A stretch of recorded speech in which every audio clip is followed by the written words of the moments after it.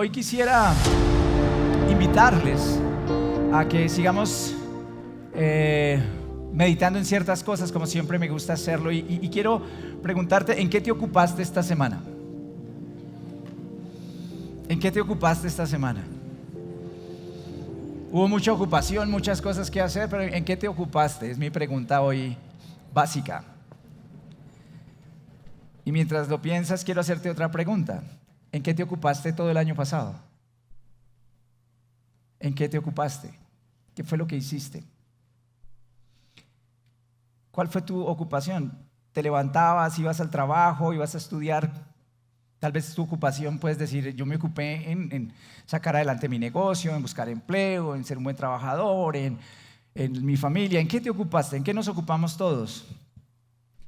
Y como suelo decirlo, el asunto es que a veces simplemente vivimos ocupados.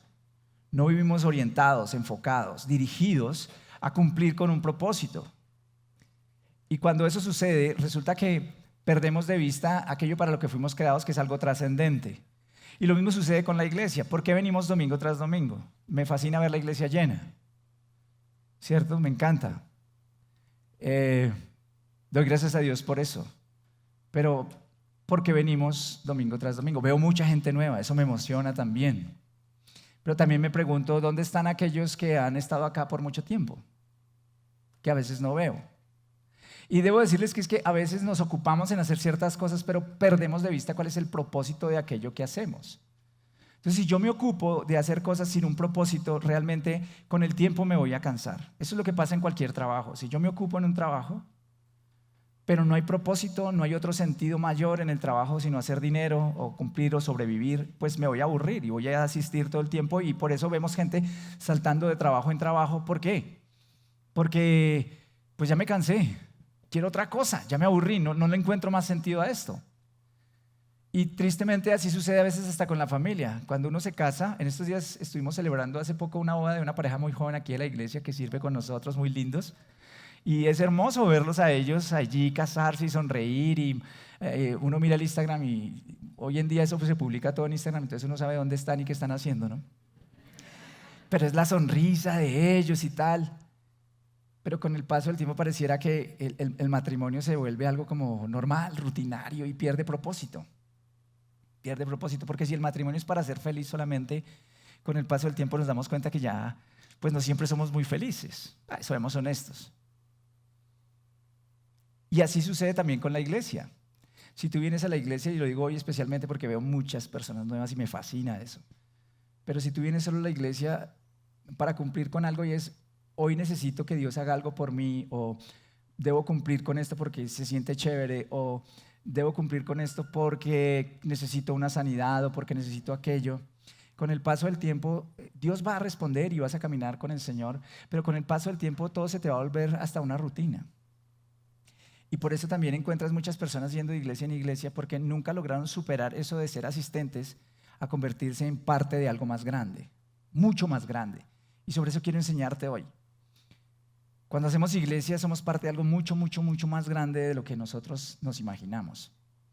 Cuando se mira la realidad desde una cosmovisión bíblica, es decir, desde unas gafas, desde una manera de ver bíblica, se comprende que hay mucho más que simplemente venir domingo tras domingo a escuchar a un predicador o a un pastor. Existe algo más importante que está en juego, y es el reino de Dios. El reino de Dios. Y quiero leer una cita de Darrell Miller, un autor que me fascina, a quien recomiendo muchísimo que lo puedan leer sus libros. En su libro El reino inconmovible de Dios dice: la noción del reino de Dios es una de las más confusas, controvertidas y malentendidas de la Biblia. Algunos atizaron violentas revoluciones en nombre del establecimiento del reino de Dios en la tierra. Otros abogaron por elaborados planes de ingeniería social y redistribución de la riqueza en nombre del avance del reino de Dios. Muchos cristianos ignoran sencillamente este concepto. Lo asocian con sectas cristianas heréticas. Otros conciben el reino de Dios como el cielo o una anticipación del retorno de Cristo, pero no tienen claro cuál sea su naturaleza o la relevancia que tiene para sus vidas a este lado de la eternidad. Tendrían dificultades en explicárselo incluso a los incrédulos. Sin embargo, es un hecho indiscutible que el reino de Dios fue el tema central de las enseñanzas de Jesús. La frase el reino de Dios o reino de los cielos aparece 98 veces en el Nuevo Testamento. ¿Qué idea ardía tan intensamente en el corazón de Cristo que intentaba inculcárnosla a nosotros? Interesante, ¿no? Jesús predicó sobre el reino de los cielos, predicó sobre el reino de Dios. La dificultad actual para intentar comprender ese mensaje del reino de Dios no es diferente a la dificultad que existía en la época de quienes caminaron al lado del Maestro, de Jesús, hace 2000 años. Después de pasar 3 años con Él, todavía no entendían de qué se trataba el reino de Dios. Y quiero llevarlos a una historia que está en el Evangelio de Lucas, en donde Jesús cuenta una parábola que es muy, pero súper conocida, pero que a veces no hemos meditado lo suficiente en ella para entender las implicaciones que tiene para nuestra vida. Mientras llegan allí a Lucas 19, especialmente el versículo 11, quiero decirles que en esa época en la que Jesús se encontraba, los caminos estaban bastante transitados hacia Jerusalén porque se iba a celebrar la Pascua. Así que venían muchísimas personas de muchos lugares. Era una jornada difícil para muchos, pero la verdad es que la gente llegaba muy contenta. Reinaba un ambiente de alegría, de emoción, de expectativa por la celebración de la Pascua, que era algo que sucedía anualmente en Jerusalén. La gente anhelaba adorar en eso que se llamaba el Templo de Jerusalén. Peregrinar allí era algo fabuloso, era maravilloso. Y allí es donde ellos iban a ofrecer sacrificios y adorar con otras personas y se encontrarían con muchas otras personas que no veían hace tiempo. Pero esta Pascua era especialmente diferente. No era como cualquier otra, porque había un ambiente de expectativa, había tensión en el ambiente. Para esta época los judíos esperaban la venida del Mesías. Cada vez más se intensificaba el deseo de que viniera un hombre, un Mesías, un ungido de parte de Dios, que liberara al pueblo de Israel de la opresión romana. Y no solo que lo liberara de la opresión romana, sino que revirtiera todos los poderes de la tierra y gobernara sobre la tierra. Así que ellos no sabían cuándo venía, pero por esa época se había levantado muchas personas hablando sobre esto y había tanta opresión que la tensión iba creciendo y creciendo. Y esa tensión se fue avivando por la figura de Jesús. Jesús hace milagros, Jesús enseña, Jesús se declara como el Mesías. La gente empieza a anhelar que algo pase y cuando Jesús va llegando a Jerusalén, la tensión aumenta. ¿Por qué? Porque Él entra y todos lo reciben como el Mesías. Por eso es que tienden sus mantos y las ramas y dicen, Hosana, el hijo de David. O sea, sálvanos, Hosana. La palabra Hosana significa Señor, ven y sálvanos. Están aclamando al Mesías porque muchos pensaban que Jesús era el Mesías, como efectivamente lo es y lo creemos nosotros. Y la tensión era intensamente percibida especialmente por los discípulos de Jesús.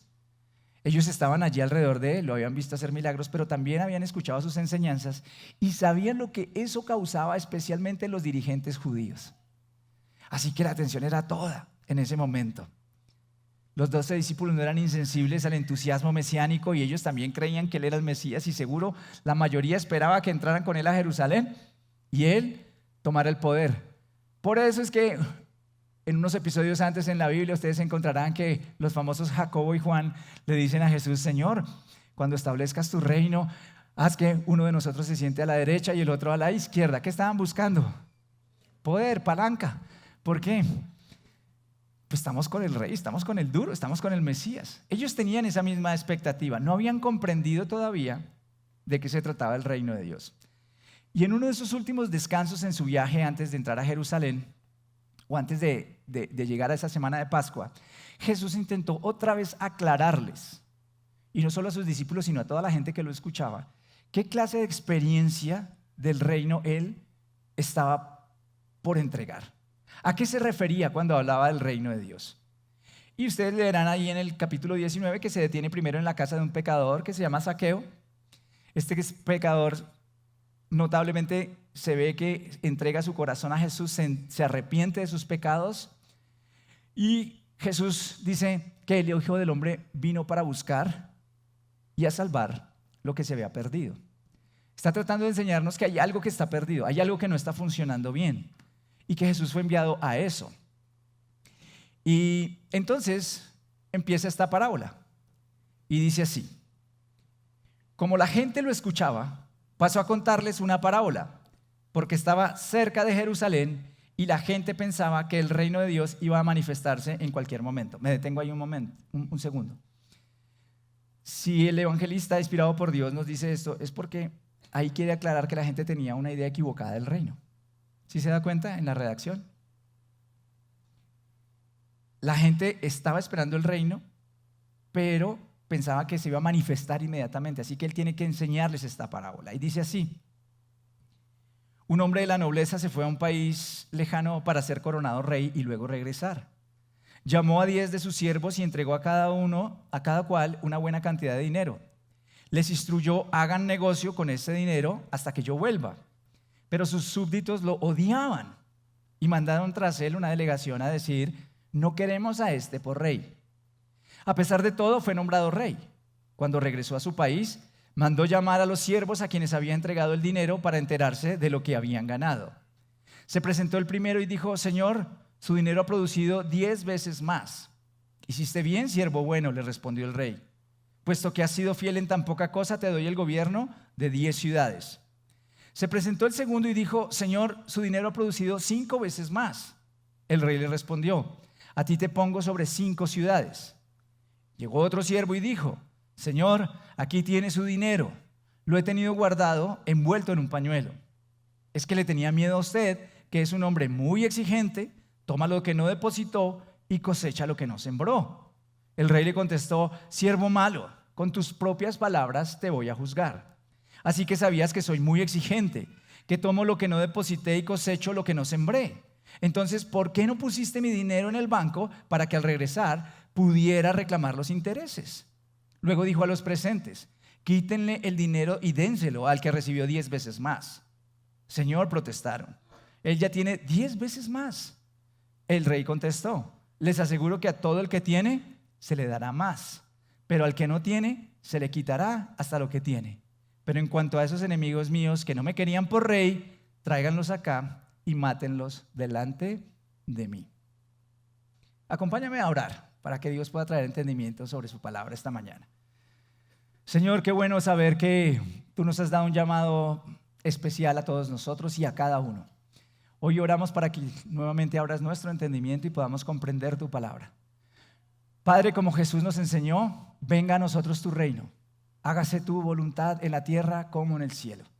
Oramos para que hoy tú puedas traer una revelación a nuestro corazón, a nuestra mente, a nuestra vida, de lo que significa el reino y nuestro papel en él.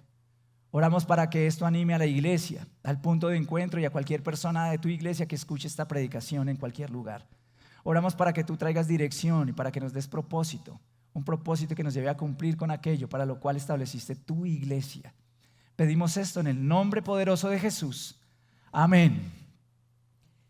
Jesús contó esta parábola, como lo dije ahora, para corregir errores de perspectiva en sus seguidores. Y quiero que recuerden que Jesús enseñaba en parábolas y hay que entender bien las parábolas. El noble de la parábola, ¿quién es? Jesús. El noble de la parábola, el rey noble es Jesús. ¿Y sus súbditos quiénes somos? Nosotros, en este caso quienes escuchaban, sus discípulos, pero cada uno de los que seguimos a Jesús. Ahora, quiero quitar algo de entrada. Jesús no es un rey que exige cosas que son incumplibles o que trata de cosechar en un lugar en donde no se ha sembrado. Esa es la perspectiva que tenía ¿quién? El siervo mal, el siervo que no hizo lo que tenía que hacer. Esa es la perspectiva que muchos tienen acerca de Dios. Es una perspectiva de un Dios duro, fuerte, pero Jesús no está con la parábola queriendo decir que Él es así. Simplemente está allí reafirmando algo para poder hablar sobre lo que voy a enseñar en este momento. Entonces, ¿qué quería corregir el Señor? Entonces, como lo dije antes, en primer lugar, ellos creían que cuando Jesús entrara en Jerusalén, sería proclamado rey y establecería un reinado político. Ellos pensaban en el reino de Dios como algo físico, político en esta tierra, presente. Se concentraban en el poder y la autoridad terrenales. Eso es lo que ellos querían. Deseaban ese pedacito de protagonismo en ese momento, como lo he dicho. En segundo lugar, y si consideramos todo el contexto y las palabras en el pasaje, resulta que los discípulos pensaban que no tenían que hacer nada más para que se estableciera el reino. porque estaban diciendo, Señor, que venga tu reino y ya. Eso es una voz pasiva. O sea, tú eres el que hace todo, trae el reino, yo me siento acá y yo solo espero a que tú me nombres como tu ministro o como tu siervo. Pero tú eres el que hace. Dos cosas equivocadas. Primero, el reino de Dios no se trata sobre un gobierno terrenal. Están equivocados aquellos creyentes que piensan que hay que escoger a alguien para que reine o presida una nación y todo el mundo se convierta, y si no se convierte, lo castiga. No funciona así, queridos. Ese no es el reino que Dios trajo. A lo largo de la historia, el cristianismo se ha equivocado en algunos aspectos cuando ha tratado de imponer la creencia por la fuerza a nivel político. Es un error. No es ese el poder o no es ese el objetivo de Jesús con el reino. Ahora, tampoco el objetivo de Dios es que tú te quedes esperando, sentado o sentada, que venga el reino. Es otro error que Jesús quiere corregir. Muchos piensan, ya soy salvo, ahora me siento a esperar el regreso de Cristo. Esa es la actitud que tienen muchas iglesias, que tienen muchos creyentes. Como ya soy salvo, entonces hasta que venga el reino de Dios. Y meditan poco en cómo servir a Cristo y cómo desempeñar un papel aquí y ahora en la edificación de ese reino. ¿Qué es lo que yo tengo que ver con el reino? Más allá de solo asistir a una iglesia el fin de semana, más allá de simplemente cumplir con ciertas cosas que mi religión me indica. Y es que hay dos tendencias teológicas que son falsas y que se han extendido en los cristianos y que estimulan esa pasividad tan horrible que a veces vemos y que sigue existiendo hoy. Una de ellas es el fatalismo. Y ese fatalismo no es de índole cristiano, es de índole animista, de las religiones animistas. Las religiones animistas son esas que piensan que no hay nada que hacer, por ejemplo, el hinduismo o el budismo. Entonces, como no hay nada que hacer, lo único que uno tiene que hacer es que desprenderse de todo anhelo para no sufrir en esta tierra. Y pues, que el mal siga. Que si alguien es malo, él tendrá que reencarnar en la otra vida y veremos a ver qué pasa. Pero como que no hay un cambio. Pero muchas veces los cristianos hemos vivido de esa manera. Todo lo que sucede en la vida, creen estos cristianos, es voluntad de Dios. Escúchame bien lo que estoy diciendo. ¿Creen que es voluntad de Dios? Y entonces piensan que como hay hambre, pues es la voluntad de Dios que haya hambre, es inevitable. ¿Tú crees que Dios quiere que los niños se mueran en la calle de hambre? No es el Dios que yo veo en la Biblia. No es el Dios que yo veo en la Biblia. ¿Tú crees que mi Dios es un Dios que quiere ver todas las injusticias que vemos en el mundo? Es que Dios quiso. No, no es el Dios que yo veo en la Biblia. Y confundimos la voluntad permisiva de Dios con la buena voluntad y agradable de Dios. Y claro, Dios nos dio libertad, y en esa libertad los seres humanos cometemos muchos errores, pero en su buena voluntad Él quiere corregir eso. Y lo quiere hacer hoy, no solamente en el futuro, cuando nos muramos y todos toquemos arpas en el cielo. Porque entre otras, no sé si vamos a tocar arpas todos. Seguramente habrá uno como David que lo haga. Pero estos cristianos aceptan el hambre como inevitable y se olvidan de que Jesús alimentó a 5,000 personas o más, haciendo un milagro de multiplicación. Eso es fatalismo. Es que esto se va a acabar. Entonces, como se va a acabar, más bien encerrémonos en la iglesia y oremos para que esto se acabe. No nos involucremos con nada en el mundo porque esto va para mal. Entonces, ¿para qué nos metemos en esto? ¿Sí o no? Y lo segundo está esta otra tendencia equivocada, que es el dualismo, que es de origen gnóstico, en donde se separan la realidad física y la realidad espiritual y se sobreenfatiza la realidad espiritual. Entonces lo importante es lo espiritual, pero no lo físico. Y separan las dos cosas, siendo lo espiritual más importante, y solo debemos ocuparnos de cuestiones, comillas, espirituales. Entonces es espiritual estar en la iglesia, es espiritual orar, es espiritual hacer ciertas cosas, pero no es espiritual lo que hacemos en nuestros trabajos, no es espiritual lo que hacemos en el estudio. No, eso no tiene nada que ver con el mundo espiritual, no tiene nada que ver. Y por eso vivimos vidas diferentes afuera de la iglesia y dentro de la iglesia. Pero esta parábola nos da o nos permite lanzar una teología, una propuesta de una teología de la acción. Y es lo que quiero enseñarle hoy a la iglesia. Une estos dos aspectos de la espiritualidad y lo material. Los une y contradice totalmente la teología de la espera. Esperemos a que el Señor venga, esperemos a que el Señor haga, esperemos a que el reino vuelva. Me encanta porque esta parábola nos habla de la realidad presente del reino de Dios y de la realidad futura del reino de Dios. Nos habla de algo que es totalmente completo. Describe el presente y el futuro como un todo, una vida continua. Es una vida que se desarrolla con un trabajo importantísimo que debe ser realizado por todos y cada uno de nosotros, los que la Biblia llama obreros, de principio a fin, que tenemos para servir al Señor una gran oportunidad. Y nota el papel activo de Cristo en esta parábola. Él es el noble, se fue a un país lejano. De alguna manera, Jesús, ¿qué hizo? Vino, murió por nuestros pecados, resucitó y pensaríamos que está en algún lugar lejano, aunque está acá en medio de nosotros. Sí, es así, en serio. Él dice que donde estamos reunidos, Él está. Y dice que Él mora en cada creyente a través de su Espíritu Santo. Pero físicamente no está. Entonces es como el noble de la parábola que se retira, se va. Pero quiero que notes el papel activo también de los que están allí, los discípulos, que son retratados como siervos, son retratados como servidores. Dice que llamó a 10 de sus siervos y entregó a cada cual una cantidad de dinero. Y los instruyó y les dijo que hagan negocio con este dinero hasta que yo vuelva. Entiende, la parábola tiene diferentes aplicaciones, pero tiene un significado. Voy a aclararlo. Muchos dicen, es que uno tiene muchas interpretaciones de la Biblia. No, la Biblia no tiene muchas interpretaciones. La Biblia no es de interpretación privada, dice ella misma. No es lo que a mí se me ocurre interpretar. Lo que la Biblia tiene son muchas aplicaciones y por eso mi obligación es interpretarla correctamente.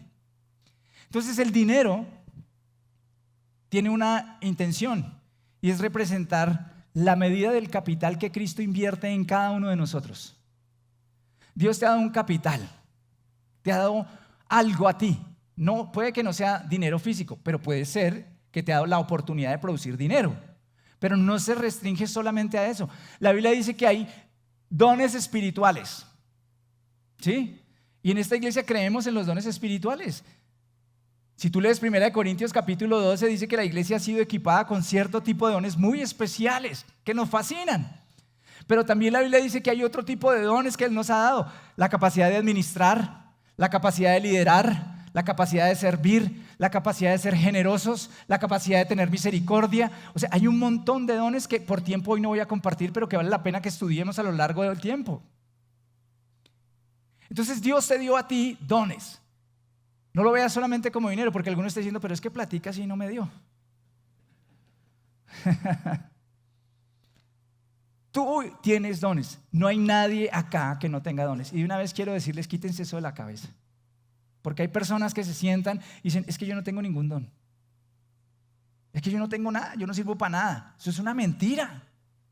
Porque Dios te dio un don, cualquiera que sea, no sé. Y esos dones no son ni mejores ni peores que otros. Yo puedo pararme allí y empezar a ver a la gente que canta aquí en la alabanza, ¿cierto? Ellos tienen un don. Pero ¿y si Dios no me lo dio? Pues en vez de matarme yo haciendo esto, más bien yo me dedico a mi don. Y entre más me dedico a mis dones, más fructifico. Entonces quiero que entiendas un principio. Si tú quieres florecer, siempre tendrás que estar dentro de tu zona de fortaleza. Siempre. Ahora, la realidad de la vida es que siempre saldrás de tu zona de confort. Y esa es la confusión que muchos tienen. Yo tengo que dar y florecer desde lo que soy fuerte. Yo no me pongo a hacer cosas para las que no fui diseñado, para las que no fui creado, porque ahí no voy a florecer. Y hay gente que se la pasa todo el tiempo tratando de copiar a otros, pero ellos no tienen esos dones, no tienen esa reserva, ese capital. Cristo no ha invertido en ellos eso. Entonces pasan la vida desperdiciándose, en lugar de enfocarse en lo que sí tienen. Y todos sabemos que eso al final es más doloroso. Entonces, ¿qué capital te ha dado Dios a ti? Quiero que lo pienses. ¿Qué capital Dios te ha dado a ti? ¿Qué oportunidades, qué recursos, qué dones te ha dado? De eso se trata la parábola. Dios ha invertido en ti, Cristo ha invertido en ti. Pero estos dones, este capital, No te ha sido dado para que lo dilapides, para que lo guardes. Creo que esa es la aplicación más clara que todos hemos conocido de esto a lo largo del tiempo. Y no me voy a detener en ella. No te han sido dados para que engordes tu ego. Oh, qué importante soy, qué inteligente soy, cuánta plata tengo. Ese dinero no fue dado para eso, ese capital no fue dado para eso, esos dones no fueron dados para eso. Entonces, después de repartir el capital, Cristo les da un mandamiento. ¿Y cuál es el mandamiento? Les dice que hagan negocios. Ahora ustedes van a encontrar diferentes traducciones. Algunos dicen hagan negocios, otros dicen comercien con eso. Pero hay una traducción que no está aquí que me gusta muchísimo, porque cuando uno va al original se da cuenta que es el sentido más correcto, y es: ocúpense de sus dones. Ocúpense en esto. Ocúpense de lo que yo les he dado. Y si yo me ocupo, si es dinero, pues hago negocios con el dinero, pero en general me ocupo de desarrollar mis dones. Es lo que Jesús les estaba diciendo: ocúpese en esto, desarrolle sus dones. Y sabe, el término que se utiliza allí es una palabra griega, que no los quiero enredar con eso, pero de esa palabra viene nuestra palabra pragmático o pragmatismo. ¿Qué significa? Algo práctico, algo que funciona, algo que se trae a la realidad. Y los cristianos tenemos que ser más pragmáticos. Los creyentes tenemos que entender que el cielo y la tierra no están divididos, sino que nosotros hemos sido puestos acá con un don, con un capital, para hacer algo. Algo tienes que hacer con eso. No solamente dinero, no solamente ir a trabajar por trabajar, no solamente ir a sobrevivir todas las semanas en tu trabajo o todos los años. Hay algo más que Dios está esperando que nosotros hagamos. La tarea que Cristo le encargó a sus discípulos es muy elemental, pero es muy importante. Y es que empleemos pragmáticamente, escúchalo bien, el capital natural y espiritual que Él nos ha entregado para impregnar la cultura y traer el reino de Cristo a esta tierra. Voy a repetírtelo.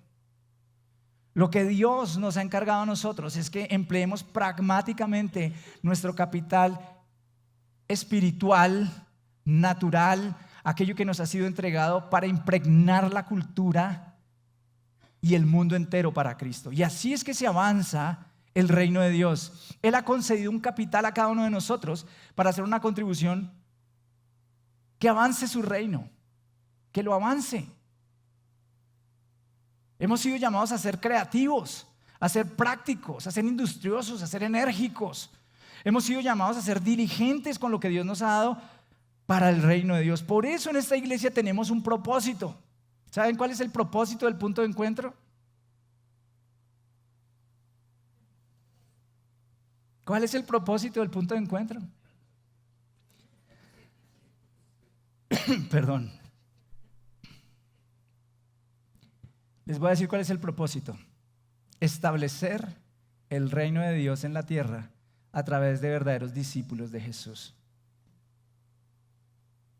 Establecer el reino de Dios en la tierra a través de ¿qué? De verdaderos discípulos de Jesús. Y quiero ser enfático en esto porque he tenido conversaciones con algunas personas o con alguien en particular que me decía que cómo era posible que habláramos de establecer el reino de Dios pensando que es que nosotros acá nos vamos a convertir como en el último reino que vamos a gobernar la tierra. No, el que gobierna es Dios y el reino de Dios es mucho más que la iglesia. Pero la iglesia trae y avanza el reino de Dios. Hay una parábola que Jesús cuenta en Mateo, en donde dice que el reino de Dios es como una levadura que se coloca en el pan y con el tiempo va creciendo. Hay una realidad presente y una realidad futura. La realidad futura todavía no está y será el gobierno de Dios en la tierra, porque eso es lo que la Biblia dice, habrá ese gobierno de Dios en la tierra. Pero mientras tanto nosotros avanzamos, expandemos, establecemos el reino de Dios. ¿Por qué? Porque en todo lugar en donde Jesús es rey, está el reino. Jesús, quiero que entiendan, es el rey de todo el universo, de la tierra. Pero en este pedacito del universo, la voluntad del rey no se hace. Llamémoslo así, hay una rebelión. Hay una rebelión contra el rey. Así que nosotros, ¿qué hacemos? A través de nuestra propia vida, Traemos el reino de Dios. ¿Por qué Jesús, como empecé orando hoy, dijo, oren al Padre así: venga a nosotros tu reino, hágase tu voluntad en la tierra como en el cielo?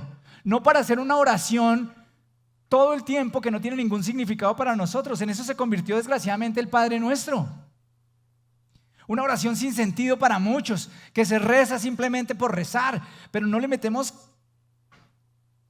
cabeza al asunto. ¿Se acuerdan? Vamos a recordar el Padre Nuestro. ¿Qué dice? Padre nuestro que estás en el cielo, santificado sea tu nombre. Venga a nosotros tu reino. Hágase tu voluntad en la tierra como en el cielo. Danos hoy nuestro pan de cada día. ¿Y qué sigue? Perdona nuestras ofensas, como también nosotros perdonamos a los que nos ofenden. No nos dejes caer en tentación, sino líbranos del mal o del maligno. Amén. Si nosotros nos detuviéramos a pensar en esa oración, no avanzaríamos de varias líneas. Venga a nosotros tu reino, hágase tu voluntad. Y cuando oramos eso lo hacemos como mecánicamente, ¿cierto? Pregunta, ¿la voluntad del Padre se está haciendo en tu hogar, en tu familia? ¿La voluntad del Padre se está haciendo en tu trabajo? ¿Se está haciendo en tu empresa? ¿Se está haciendo en tus relaciones? ¿Se está haciendo en la universidad? ¿Se está haciendo en tu relación padre-hijo, hijo-padre? Pregunta, ¿no? Unas preguntas que se me ocurren hoy. Que Jesús nos dijo que nosotros tendríamos que traer el cielo a la tierra con nuestras vidas. Él escogió esa tarea. Y sí, Él es el rey acá, Él es nuestro rey, pero la gente no sigue la voluntad de su rey. Entonces, por eso nosotros en esta iglesia creemos que es nuestra obligación ayudar al avance del reino de Dios. Y lo hacemos a través de ¿qué? No solo de la predicación, sino de la vocación. Cada uno de ustedes tiene un llamado tan importante como el que yo tengo aquí predicando. Y ustedes, al entender ese llamado, pueden ser sal y luz de la tierra. La parábola del dinero, esta que acabamos de leer, sirve como un recordatorio de esta verdad del reino de Dios y de la verdad de que se está librando una batalla, un conflicto cósmico e histórico, y deberíamos estar a la altura de eso como iglesia. La expansión del reino de Dios tiene lugar en medio de un antiguo combate espiritual contra un reino que es el reino de las tinieblas, que ha querido engañar a las personas. Y ese conflicto espiritual se manifiesta en la tierra de maneras muy tangibles. Por eso la guerra espiritual es una guerra de ideas. Hoy la guerra es la guerra por la verdad. ¿Por qué? Porque el diablo vino para matar, robar, destruir, y es un mentiroso. Y lo que él hace es mentir. Pero el rey ya ha venido y ha derrotado al enemigo, y lo que quiere es que nosotros afirmemos esa derrota a través del reino de Dios en esta tierra. Los siervos del rey deben ocuparse en usar esos dones y esos talentos naturales que les ha dado para combatir contra las fuerzas del mal y ocupar el territorio del enemigo. Nuestra guerra no es contra los seres humanos. Nosotros no vamos a hacer un gobierno, ni pretendemos decir que hagamos un gobierno en donde obliguemos a la gente a creer en Jesús, porque donde eso se ha hecho, ha salido mal. ¿Por qué creen que la gente tiene toda la cantidad de sincretismos y mezclas? A América Latina llegó el evangelio y se le impuso a los indígenas. Los indígenas nunca lo aceptaron. Lo que hicieron fue una mezcla, porque nunca quisieron dejar sus raíces y mezclaron el evangelio con el paganismo. Y ahí está el resultado a lo largo y ancho de toda América Latina. Gente supersticiosa, gente que así como cree en Dios, cree en los agüeros, así como cree en Dios, consulta a María Leonza. Así como cree en Dios, va a que le lean la salsa de chocolate. Así como cree en Dios, va a que le hagan conjuros. Cosas completamente opuestas, en realidad, en ámbitos diferentes. Esa es la realidad de nuestro continente. Porque nunca Jesús intentó obligar a la gente, porque el evangelio de Dios no se establece así. Y por eso nuestra misión, unida a ese propósito, es formar discípulos de Jesús. Y quiero que esto sea claro para todos ustedes: formar discípulos de Jesús que impacten la sociedad desde su estilo de vida y vocación. A eso es a lo que Dios nos ha llamado. Tenemos una gran comisión que cumplir. Y queremos que ustedes sean discípulos de Jesús. Si hoy estás llegando recién aquí a la iglesia, quiero decirte, si tú te rindes al Señor, puedes ser un discípulo de Jesús, que pueda de alguna forma asumir su responsabilidad. Y hoy miren, estamos lanzando nuestro tercer atributo de la cultura del punto de encuentro. ¿Sí les dieron esto o no? Espero que lo estén coleccionando y si no a la salida pídanselo por favor al equipo de logística. Pero este atributo dice somos responsables. Somos responsables. ¿Qué significa? Que somos responsables de nuestro crecimiento espiritual y cumplimos con cada compromiso adquirido con las personas y la comunidad. Y se van a dar cuenta de cómo lo vivimos allí. Que es que tú eres responsable por desarrollarte como discípulo. Es tu responsabilidad, no es mi obligación necesariamente que tú seas discípulo. Es mi obligación y es mi llamado a enseñarte, pero si tú no quieres, y tú tienes que asumir la responsabilidad de levantarte y ser discípulo, discípula de Jesús y ocupar territorio enemigo allí donde estás, en donde quiera que estás. No se trata de simplemente voy a una iglesia y tan chévere la experiencia de la iglesia. Se trata de que aquí venimos, entre otras cosas, para equiparnos también en la iglesia. Porque el punto de encuentro es el punto en donde tú te equipas, aprendes, eres sanada, eres sanado por Dios para salir y brillar en el mundo.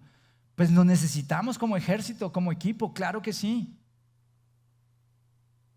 La obra de sus siervos es muy importante para Jesús. Y es muy importante para la expansión del reino del Señor. Hay un detalle que me llama poderosamente la atención de esa parábola, y es que ¿a cuántos siervos Dios les dio capital? ¿Y cuántos volvieron? ¿Qué se hicieron los otros 7? ¿Te has preguntado? Yo recibí una revelación. No, mentiras. Ojo con eso. Ojo con eso. Lo que no está en la Biblia, ojo con eso, que alguien salga a decirles que es que el Señor le reveló, pero que es que no lo puso en la Biblia. No sé qué pasó con los otros 7. No tengo ni idea. Pero en mi experiencia pastoral, eso sucede. Hay muchas personas que llegan y, sí, dame capital. 12 años estaremos cumpliendo la próxima semana ya en el punto de encuentro. Y siempre lo he dicho, ustedes no se imaginan la cantidad de personas que vienen y le dicen a uno, uy, el Señor me trajo acá, y esto es para las que sea, Señor. ¿Qué hay que hacer, pastor? Y uno yo al principio me emocionaba un montón, yo salía y nunca volvían a aparecer. Nunca. Y después se encontraban esas personas y ¿qué pasó?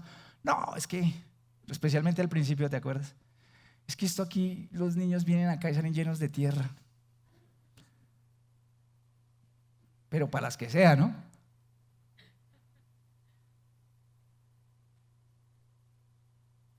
Se fueron y no volvieron, como dice la canción.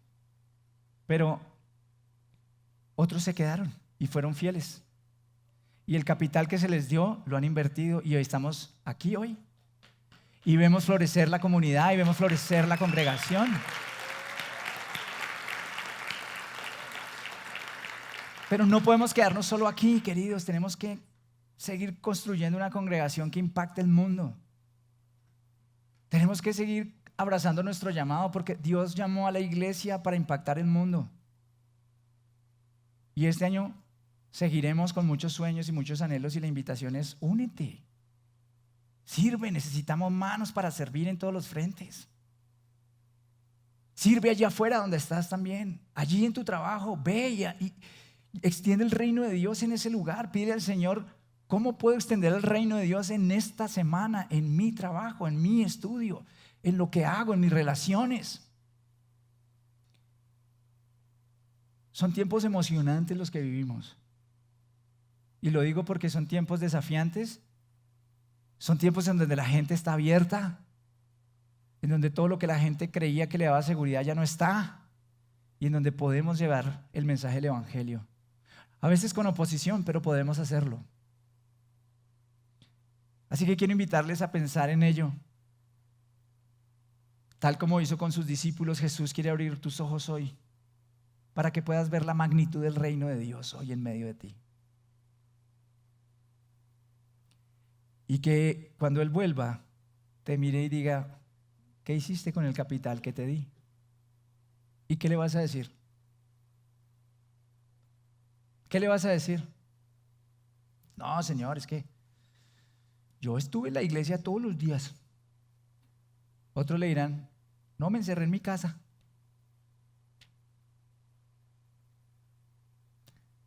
Pero ¿qué le vamos a presentar como el trabajo de nuestras manos al Señor? Y si hoy vienes por primera vez, quiero decirte algo, Dios te está llamando a algo más grande de lo que tú te puedes imaginar. Pero para eso tienes que reconocerlo como tu Señor y Salvador.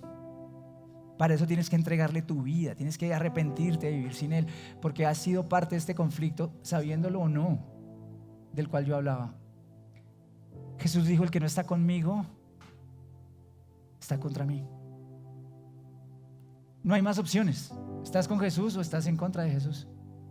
Porque el pecado hace que ofendamos a Jesús, nos dañemos a nosotros y dañemos a otros. Y si somos honestos, todos hemos pecado, todos nosotros. Y si hoy vienes por primera vez, quiero decirte, Jesús te está llamando, porque Él te ama y porque Él desea que conozcas, que lo conozcas a Él para que puedas conocer el reino de Dios, para que tus ojos sean abiertos, más allá de la necesidad con la que tal vez pudiste haber venido hoy o conectarte hoy. Está bien, tienes una necesidad y Jesús quiere ocuparse de esa necesidad, pero hay algo más grande que eso para ti. Y es que te unas al Rey del universo, al Dios Todopoderoso, en la tarea maravillosa de traer su reino a esta tierra, de establecer su reino en medio de nosotros. Pero Él lo hace primero en ti, en tu corazón, para después avanzar. Así que si hay alguien que hoy por primera vez quisiera entregarle su vida a Jesús y decirle, Señor Jesús, yo quiero entregarte mi corazón, mi vida, quiero rendirme a ti y entregarte todo lo que soy porque quiero servirte para el resto de mi vida, me gustaría que levante su mano.